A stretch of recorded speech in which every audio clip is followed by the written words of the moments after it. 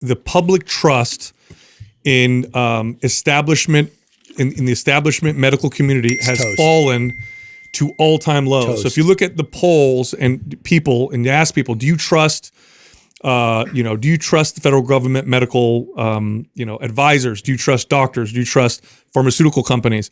This is all post-pandemic. That's right. It has fallen to all-time lows. So you're saying that now we don't trust them, combined with these, GLP-1 agonists that are actually showing weight loss, and the fact that there's so many obese. So those two things combined now is what it may protect this market? 100%. I mean, literally, like I said, the person that I just talked to is a very high-level person in this market, and he told me, gave him away, it's a he. Oops. Yeah. That they're not going away. But to what you guys just said, the FDA, Big Pharma will attempt to patent as many of them as they can. But see, here's the problem to that, right? With like tirzepatide, like the compound pharmacies have already, broke that chain, because all you have to do is add B6 or, some mineral or, L-acetyl L-carnitine or whatever to the formulation. And now it's not a patented anymore, right? And that's what's happening with tirzepatide. And that's what, not with semaglutide, but that's what's happening with tirzepatide. Now, I've used both. I want to give you guys my experience with both of them. I'm actually writing, my next book is in process. It's going to be called 30 Days to Shreds. And it's literally, I'll send it to you guys. You guys are going to love it. But it's going to be like, how do I get the leanest, most fat loss theoretically and physically possible in 30 days, regardless of my fitness level or my training level. And this is using all these different peptides and meds, right? So this is something that 4 years ago, I could not have written this book because these agents were not available. But if you use these agents in these clinically precise dosages, here's the research, here's the studies.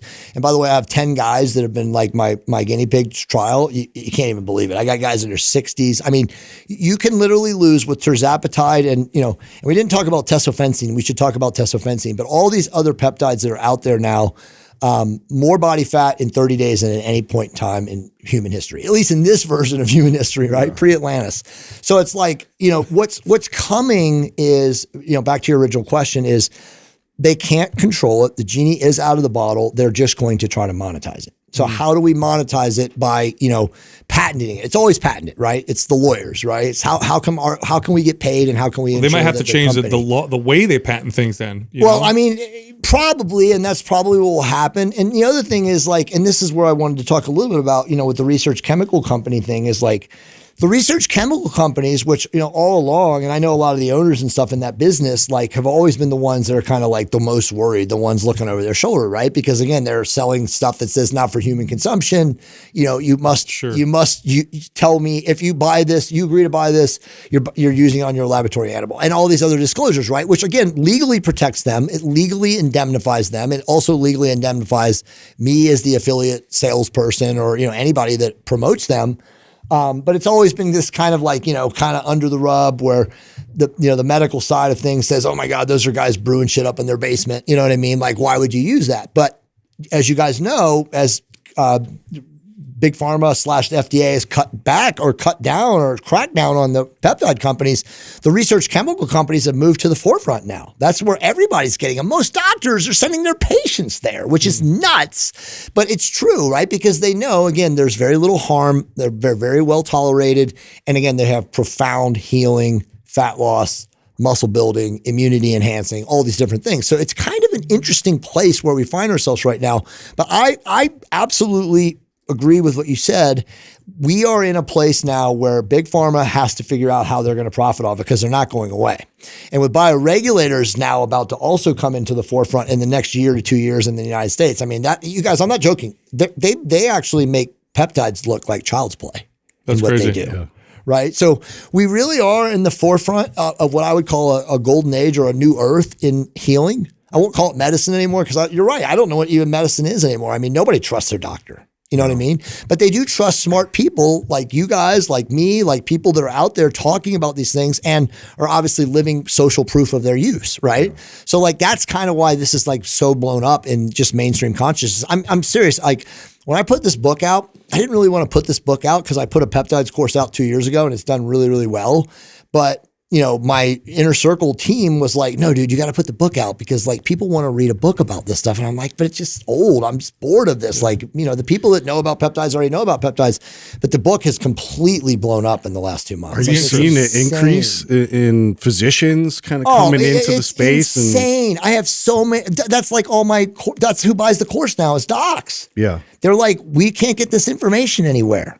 You know what I mean? So it's like, it's really weird though, because like if you guys talk to Seeds, Seeds was very instrumental in building the Peptide Society, and there were a couple other regulating bodies in clinical space, and they all got blown up when COVID came. Mm-hmm. They all just went out, through attrition or because, everything shifted as far as in medicine and stuff like that. But like all those places are gone now. TaylorMade, which was the biggest compounder that was providing all of the peptides to them too, also got in trouble by the FDA, which is another story not worthy of this podcast probably. But like it all went away. It disappeared.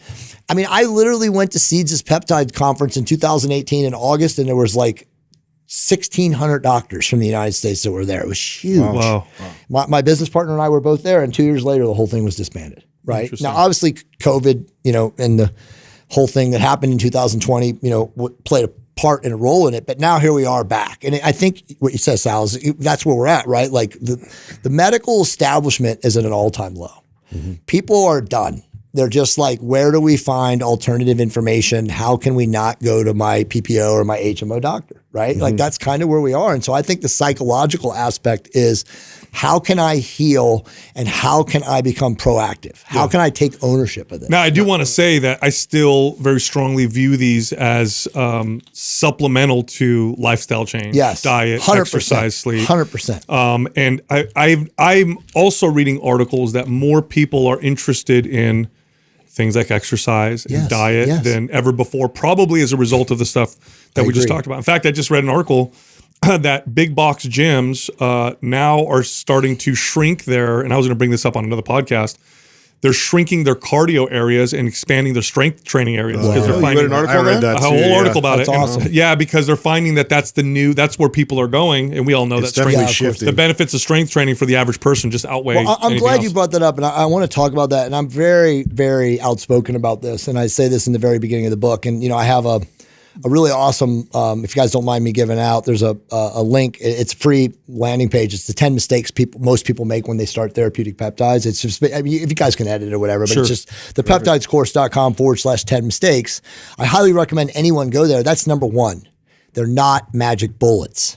Nothing is going to give you anything if you don't have your lifestyle dialed in. If you're not living insulin controlled, right?